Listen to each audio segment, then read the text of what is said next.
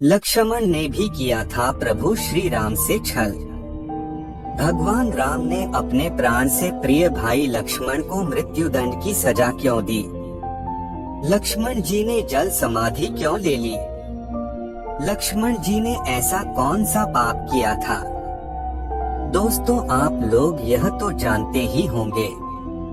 रामायण में भगवान राम की छोटे भाई लक्ष्मण ने राम की सेवा करने के लिए 15 वर्षों के लिए अपनी नींद का ही त्याग कर दिया था। लेकिन लक्ष्मण से जुड़ा एक रहस्य ऐसा भी है जिस रहस्य को स्वयं श्री राम भी नहीं जानते थे। मित्रों, भगवान राम के 3 भाई थे। तीनों भाइयों में राम के सबसे प्रिय थे लक्ष्मण। लक्ष्मण भी राम का बहुत आदर करते थे, इसलिए जब भगवान राम वनवास के लिए जाने लगे तो लक्ष्मण भी हट करके राम के साथ वन गए। लक्ष्मण ने हर सुख दुख में भगवान राम का साथ दिया। इसके बाद भी एक बार लक्ष्मण जी से एक छोटी सी गलती हो गई तो भगवान राम ने उन्हें मृत्यु दंड दे दिया। भगवान राम की आज्ञा का पालन करते हुए लक्ष्मण जी ने जल समाधि ले ली। और वह गलती क्या थी जिसने भगवान राम को ऐसी कठोर सजा देने के लिए विवश कर दिया था? चलिए इसकी वास्तविक कहानी को जानते हैं। मित्रों, यमराज यह जानते थे कि भगवान की इच्छा के बिना भगवान ना तो स्वयं शरीर का त्याग करेंगे और शेषनाग के अंशावतार लक्ष्मण जी अपने शरीर का त्याग करेंगे। ऐसे में यमराज ने एक चाल चली। एक दिन यमराज किसी विषय पर बात करने भगवान राम के पास आ पहुँचे। भगवान राम ने जब यमराज से आने का कारण पूछा तो यमराज ने कहा कि आपसे कुछ जरूरी बातें करनी हैं। भगवान राम यमराज को अपने कक्ष में ले गए। यमराज ने कहा कि मैं चाहता हूँ कि जब तक मेरी और आपकी बात हो उस बीच कोई इस कक्ष में नहीं आए। यमराज ने अपनी बात को आगे बढ़ाते हुए कहा कि अगर कोई बीच में आ जाता है तो आप उसे मृत्युदंड देंगे, ऐसा आपको वचन देना होगा। भगवान राम ने यमराज की बात मान ली, इसलिए उन्होंने लक्ष्मण जी को पहरे पर बैठा दिया। यमराज और राम जी की बात जब चल रही थी उसी समय दुर्वासा ऋषि अयोध्या पहुंच गए और राम जी से तुरंत मिलने की इच्छा जताई। लक्ष्मण जी ने कहा कि भगवान राम अभी यमराज के साथ विशेष चर्चा कर रहे हैं। भगवान की आज्ञा है कि जब तक उनकी बात समाप्त नहीं हो जाए कोई उनके कक्ष में नहीं आए। इसलिए आपसे अनुरोध है कि आप कुछ समय प्रतीक्षा करें।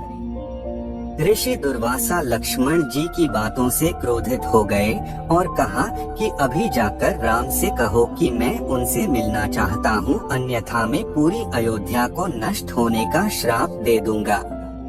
इसलिए अपने प्राणों का मोह छोड़कर लक्ष्मण जी भगवान राम के कक्ष में चले गए। भगवान राम लक्ष्मण को सामने देखकर हैरान और परेशान हो गए। भगवान राम ने लक्ष्मण से पूछा कि यह जानते हुए भी कि इस समय कक्ष में प्रवेश करने वाले को मृत्युदंड दिया जाएगा, तुम मेरे कक्ष में क्यों चले आए? लक्ष्मण जी ने कहा कि दुर्वासा ऋषि आपसे अभी मिलना चाहते हैं। उनके हठ के कारण मुझे अभी कक्ष में आना पड़ा है। राम जी यमराज से अपनी बात पूरी करके जल्दी से ऋषि दुर्वासा से मिलने पहुँचे। यमराज अपनी चाल में सफल हो चुके थे। राम जी से यमराज ने कहा कि आप अपने वचन के अनुसार लक्ष्मण को मृत्युदंड दीजिए। भगवान राम अपने वचन से मजबूर थे। राम जी सोच में थे कि अपने प्राणों से प्रिय भाई को कैसे मृत्युदंड दिया जाए। राम जी ने अपने गुरु वशिष्ठ जी से इस विषय में बात की तो गुरु ने बताया कि अपनों का त्याग मृत्यु दंड के समान ही होता है, इसलिए आप लक्ष्मण को अपने से दूर कर दीजिए। यह उनके लिए मृत्यु दंड के बराबर ही सजा होगी।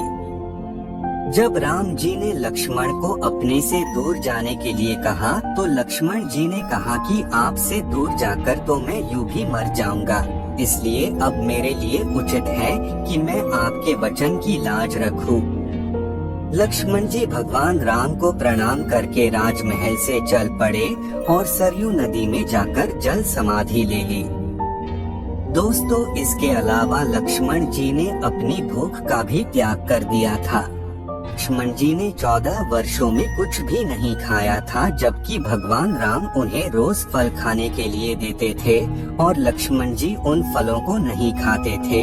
और इस रहस्य से पर्दा तब उठा जब भगवान राम लंका जीतकर अयोध्या वापस आए थे और सभा में लंका विजय की कहानी सुनाई जा रही थी और सभी लोग भगवान राम के गुणों का बखान कर रहे थे। तभी गुरु वशिष्ठ ने यह कहा कि आज मैं आप लोगों को एक ऐसे रहस्य की बात बताऊंगा जिसे जानकर आप सभी लोग आश्चर्य से चकित हो जाओगे।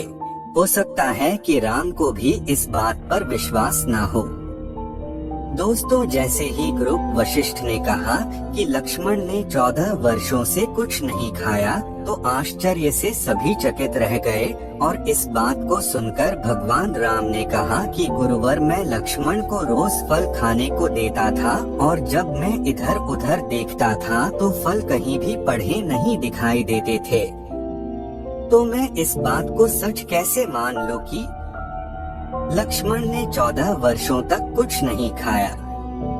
इसे लेकर मेरे मन में एक शंका है। तभी गुरु वशिष्ठ ने कहा, इस शंका का समाधान लक्ष्मण ही कर सकते हैं। तभी गुरु की बात सुनकर लक्ष्मण बोले, भैया, आप जो भी मुझे खाने के लिए खाना देते थे, मैं उस खाने को अपनी शक्ति के द्वारा सीधा अयोध्या भेज देता था।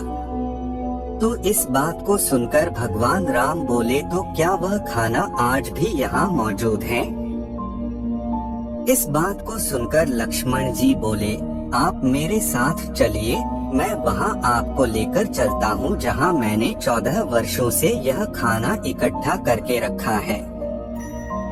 जब श्री राम उसे जगह पहुँचे जहाँ लक्ष्मण ने खाना रखा था तो उसे देखकर भगवान राम एकदम से आश्चर्यचकित हो गए।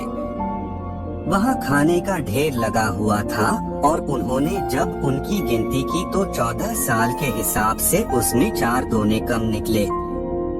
भगवान राम ने लक्ष्मण से कहा कि भाई, 4 दोने कहाँ गए या 4 दिनों का खाना आपने खाया है? तो लक्ष्मण ने जवाब दिया कि भैया, आप मुझसे जो 4 दिनों के खाने के बारे में जो प्रश्न आप मुझसे पूछ रहे हैं, जब हम लोगों ने वन के लिए प्रस्थान किया था तो उसी दिन आपने कुछ नहीं खाया और न ही उस दिन मुझे कुछ खाने को दिया। इसके बाद और जब हमारे पिता राजा दशरथ की मृत्यु का समाचार सुनने को मिला तो उसे दिन भी आपने कुछ नहीं खाया और न ही मुझे खाने को दिया। इसी प्रकार जब दुष्ट रावण ने माता सीता का हरण किया उस दिन भी आपने कुछ नहीं खाया और मैंने भी कुछ नहीं खाया, और जब मुझे मेघनाद द्वारा शक्ति बाण लगा तब भी आपने कुछ नहीं खाया था। इसीलिए इसमें 4 दोने कम हैं। दोस्तों, भगवान राम ने लक्ष्मण का यह उत्तर सुनकर कहा कि इतने बड़े रहस्य का पता मुझे 14 वर्षों तक नहीं लगा। और फिर भगवान राम ने लक्ष्मण से कहा कि भाई, तुमने इतना बड़ा त्याग क्यों किया? लक्ष्मण जी ने उत्तर दिया कि भैया, आप मुझे खाने के लिए खाना तो देते थे, पर आपका ऐसा कोई आदेश नहीं था कि ये खाना मुझे जरूर खाना है, इसलिए मैं खाना नहीं खाता था। और भला मैं आपके आदेश बिना ये खाना कैसे खा सकता था? मैं तो आपके आदेश बिना कुछ नहीं करता। और भैया, आप यह तो जानते ही हैं कि मेघनाद को सिर्फ वही मार सकता था जिसने 14 वर्षों तक कुछ भी नहीं खाया हो और न ही किसी स्त्री का चेहरा देखा हो। इसलिए मैं वहाँ सीता माता के सिर्फ चरण ही देखे थे और मैं इसी त्याग के कारण मायावी मेघनाद को युद्ध में मार पाया था। इस तरह राम और लक्ष्मण दोनों ने अपने अपने वचनों और कर्तव्य का पालन किया। इसलिए कहते हैं रघुकुल रीति सदा चली आई, प्राण जाए पर वचन ना जाए। मित्रों, आज के वीडियो में बस इतना ही। अब हमें इजाजत दें।